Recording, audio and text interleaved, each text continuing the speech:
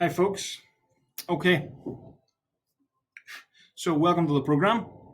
Um, Today, I'm just going to walk you through how your nutrition is going to work for the next 7 days.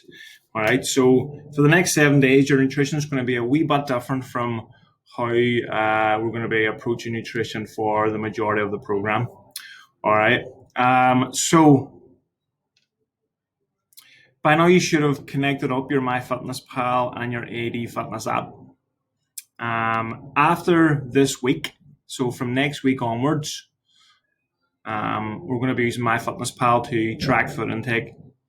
Now, what I want to do before we get to that point is for the next week, I want to try and build upon some foundations of nutrition so that you kind of know what you're doing with food. As I say, just building the foundation, and then we can start tracking calories and doing tracking our nutrients and all that kind of stuff from next week onwards. So for this first week, what we're going to be doing is I'm going to take you through this guide now of how we're going to be working nutrition. And what you're going to do is you're going to take pictures of every one of your meals, breakfast, lunch, and dinner, and you're going to send them to me. The picture, you're going to send the picture to me. And that's how we're going to be working nutrition for your first week. Now, how are you going to build the meals? Right, okay, so if you take a look here now at the PDF, which I have up on the screen, now you will have a copy of this in your app. So if you go to the coaching section of your app and go to the PDFs, you'll find your Challenge Nutrition Guide PDF in there, so you can look at it to help you build these meals out. So look, the first thing we've put here is a table of the different kinds of food. So we've color-coded this for you. So that red is your proteins, yellow is your carbohydrates, blue is your healthy fats. We haven't put vegetables in there because you can be as liberal as you want with your vegetable portions. I'll show you now how you work your portions. But in general, there's a lot of leeway with the vegetable nutrient. You can pretty much whack on as much as you want. So herbs and spices and sauces. So obviously sauces tend to be higher calorie in general. Now you get plenty of low calorie sauces. Curry is the dieter's best friend. Curries are typically low calorie. Gravies typically low calorie. Now, not when you're getting it from a takeaway. All right, your curries and your gravies from a takeaway are just as bad as any of the other sauces.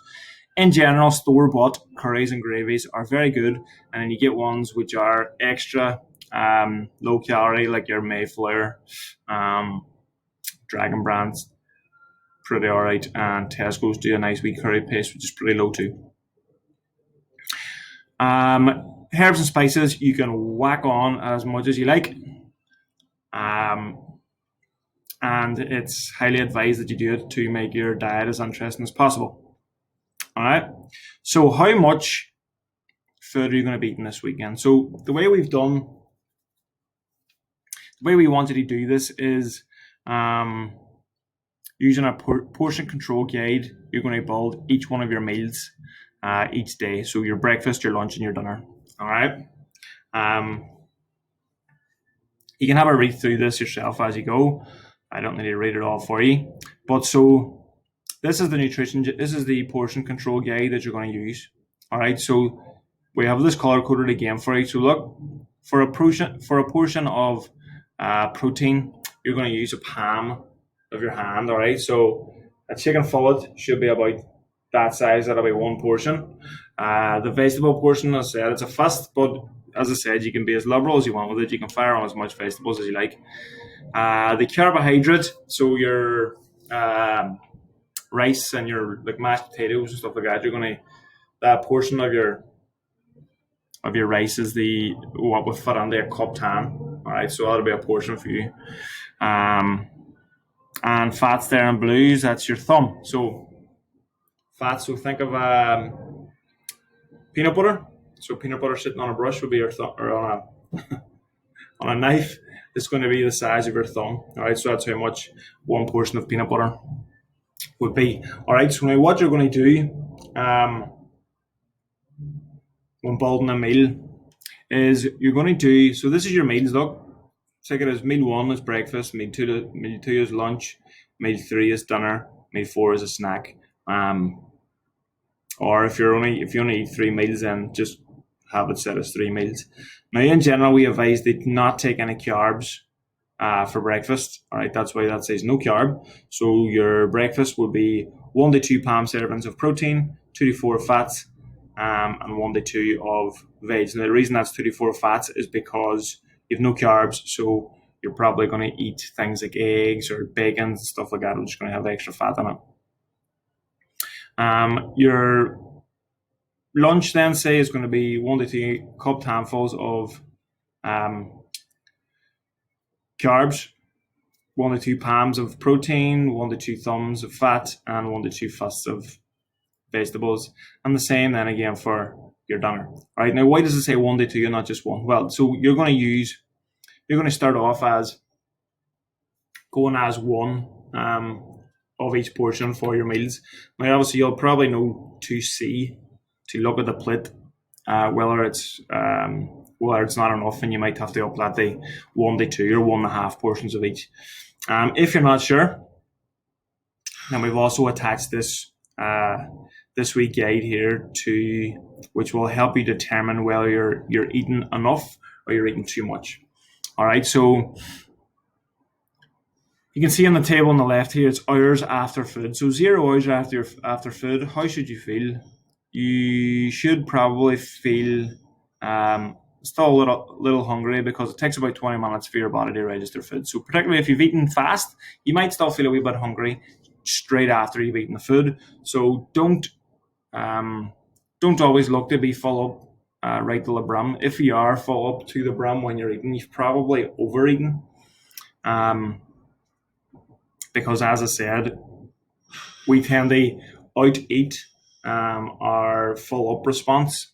And so we overeat, and then that's when we feel like shit, and you have to unbutton the trousers or whatever. So you should still feel a wee bit hungry after you eat, just slightly, and then 20 minutes after that, then you'll be completely satisfied. So if you're not feeling like that, what adjustments can be made? So if you're feeling full, as I said, you've probably eaten too much. Try to slow down when you're eating. Simple as that. If you're still hungry, wait for 20 minutes. If you're not satisfied, then increase your protein intake by a thumb-sized portion. So if you find that after 20 minutes you're still hungry, then you haven't eaten enough, so you're going to increase the portion. So typically we want to increase it by a thumb size. But look, if you know to look at the portions that you're having, they're going to be too low, and you want to increase it by a half portion, then do that. All right, an hour after you eat, you should still feel satisfied with no desire to eat another meal. All right, if you're not feeling like that, if you're still hungry, if you're still hungry after an hour, then you're going to increase your protein. Again, general rule, by a thumb-sized portion. 2 hours after you eat, you may start to feel a little hungry. You should start to feel a little hungry. Like you could eat, but it's not overwhelming. You're going to be grand, and you're not intending to eat. So if you're still full, you've probably eaten too much. So try reducing your carb intake by a thumb-sized portion. If you're starving after 2 hours, then you're going to increase your carb by a thumb-sized portion, and your fat intake by a half thumb-sized portion. So if you're after 2 hours you're starving, then you're going to increase carbs by a thumb and fats by a half thumb. After 3 hours, you should feel like it's time for your next meal. All right, hunger should be around 7 out of 10. If you're still full, you've definitely eaten too much in your last meal. You're going to reduce your carb intake by half a thumb-sized portion, or even more if you're stuffed, maybe by a half-sized portion. And you're going to increase your fat intake by a half thumb-sized portion. 4 hours, you're so hungry you can eat anything. Aim to have eaten before you reach this point. All right, so if you're absolutely starving going into a meal, you've probably waited too long. Your body is the perfect system to give you some cues and tell you when's the right time to eat. If you're still full, you've eaten a serious bit of grub, and you're going to start reducing the portion size big time. So for your nutrition for this week, everyone, right?